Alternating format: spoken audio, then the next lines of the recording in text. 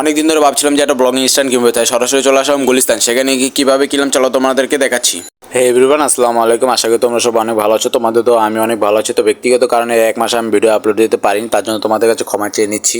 তো কয়েকদিন ধরে আমি ভাবতেছিলাম যে ভিডিও করার জন্য একটা ব্লগিং স্ট্যান্ড কিনবো। সর্বপ্রথম তারাতেও চেক করেছিলাম, কিন্তু সেখানে প্রাইসটা একটু বেশি বলেছিল, তাই এখন আমি সরাসরি গুলিস্তান চলে যাব। দেন তাড়াতাড়ি করে রেডি হয়ে বাসার থেকে বের হয়ে একটা বাসে উঠে পড়লাম। তো আজ বাইরে আবহাওয়াটা খুবই সুন্দর, মনে হচ্ছে বৃষ্টি পড়বে, বৃষ্টির দরকার ছিল। কয়েকদিন ধরে যে গরম পড়েছে, দেখতে দেখতে গুলিস্তান চলে আসলাম। দেন বাস থেকে নেমে পড়লাম, নেমে একটু হেঁটে আমি শপিং কমপ্লেক্সে চলে গেলাম। সেখানে মার্কেটের ভিতরে ঢুকে পড়লাম। মার্কেটের ভিতরে ঢুকে আমি দেখছিলাম যে কোন দোকানে পাওয়া যাবে। অনেক খোঁজাখুঁজি করার পর একটা দোকানে চলে আসলাম। এখানে যে লোককে জিজ্ঞেস করলাম যে ব্লগিং স্ট্যান্ড পাওয়া যাবে কিনা, তো সে এক এক করে আমাকে দেখাচ্ছিল। এখানে ছোটো স্ট্যান্ড আমার কাছে খুবই ভালো লাগলো। আপাতত আমার জন্য এটাই ঠিক আছে, তাই এটাকে ফাইনাল করে নিলাম। জিনিসটা দেখতেও সুন্দর, ছোট হিসাবে অনেক ভালো। আপাতত আমার জন্য এটাই ঠিক আছে। দেন তাড়াতাড়ি মার্কেট থেকে বের হয়ে বাসে উঠে পড়লাম। বাসে চড়ে এখন বাসায় চলে আসলাম। বাসায় এসে বক্সটাকে আনবক্সিং করে নিলাম। আনবক্সিং করে মোবাইলের সাথে ফিটিং করে নিলাম।